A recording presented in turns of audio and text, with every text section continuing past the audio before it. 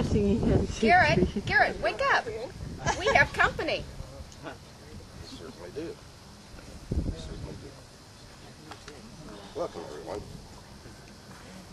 My name is Garret Quick. I was born in 1832 in Pennington, New Jersey. And do you have a microphone? Just step in the crowd, Garret. Or else everybody ought to move up. You got a microphone. I'll move up as far as I can. Born in 1832 in Pennington, New Jersey. At the age of 15, my family packed up, decided to go west. We left the very next spring, heading for Illinois. We went by covered wagon. It was a very, very hard trip. Most nights, we slept by the wagon under the stars. Ma would do the cooking, and Pa and I would try to hustle up some game or fish or something. It was a pretty long, hard trip. We had the opportunity along the way. Sometimes we'd stay with friends that had gone west before us, or a neighbor that had already headed west. Going across the mountains and the plains. We tried to make about 12 miles a day, at least 12 miles per day, and tried to get to Illinois before winter. Once in a while, we'd stop. We'd be so weary after a day's travel that we would stop and rest for a couple of days. And that's when Pa and I could refresh the meat locker and have some good food to eat. The trip during the summertime, thunderstorms, spooked the horses. We'd have to go chase them down. Once in a while we'd find a tree or a shelter or a barn or something to sleep in. Other times we just trudged away in the rain.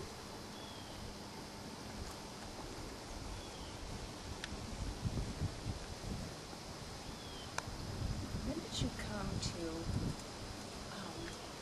who picked you up? Was that? Well, we made it through to Ottawa by winter time, late fall, and decided to stay there for the winter rather than try to cut through and during the cold season. In the springtime, John Marshall was a little older than me. He came out from Cordova to see us back to Cordova. He came out with his wagon and horse. That was the most dangerous portion of our trip. There was a cholera epidemic going through the Midwest at that time. They didn't call it the Midwest, but this was the West. And you had to be very careful about who you came in contact with or any of the water that you drank for fear of getting that deadly disease. Finally made it to Cordova, and my family farmed in the Coe Township, Canoe Creek area. 1857 was my very best year. It's when I married my wife, Keturah. We had 6 children, grew up in the area here, were well known, attended all the festivities, including the Baptist church, activities there. Had 6 children. They all grew up to be fine young people, upstanding in the community. I think I can let Keturah tell about our life together.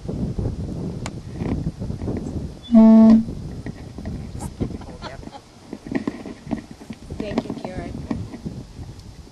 My beloved husband of 56 years. Now, before I tell you about Garret and myself, I do want to just kind of give you a little bit of insight on myself. I was born also in New Jersey in the year of 1840. And when my family packed up, I was 16 years old.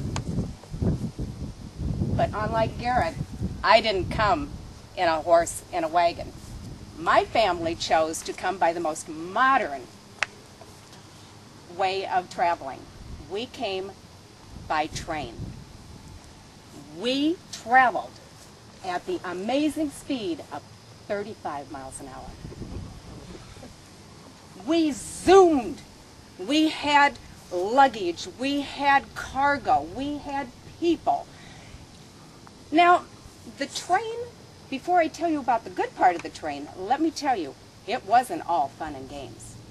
We sat on flat benches, loaded with people, loaded with animals, hot, hot conditions, and sometimes very stinky conditions.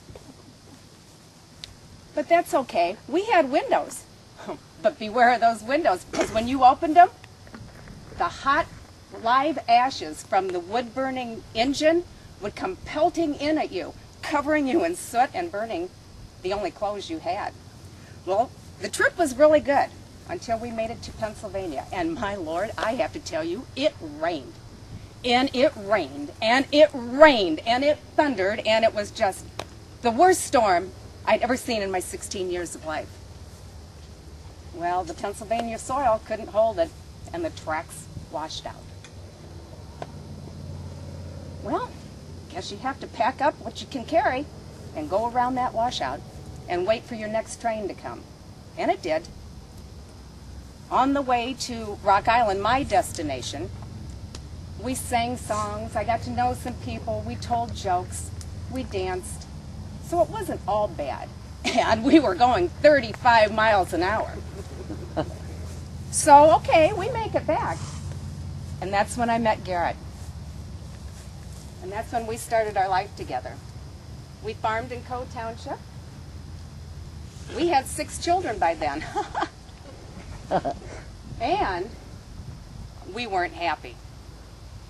So what did we do? We packed up our wagon and we went. Thought grass was greener in Missouri. But when we got down there, we found out that the earth wouldn't grow anything but weeds and the rocks. It was awful.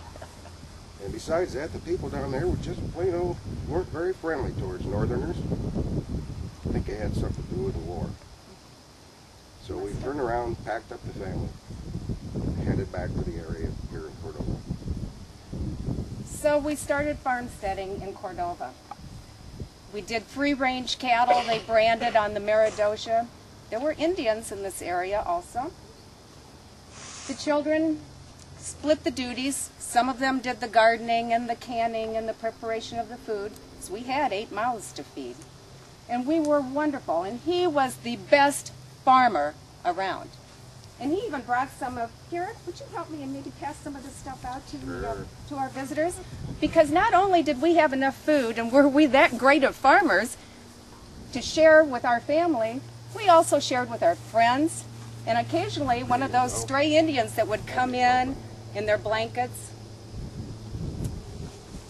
So we did our share of that.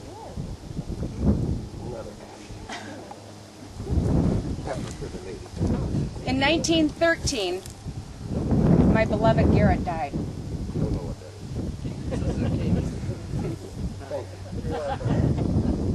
And left me alone. Well, it wasn't too much longer after that. Our oldest daughter, she died also, leaving a 3-year-old little girl. Lila Lambert was her name. And her father couldn't raise her because he couldn't work and do the farming and everything men did back then and still raise a little 3-year-old. So Lila came and she lived with me in Cordova. And she lived with me until my death in 1931. I was 91 years old. I am Keturah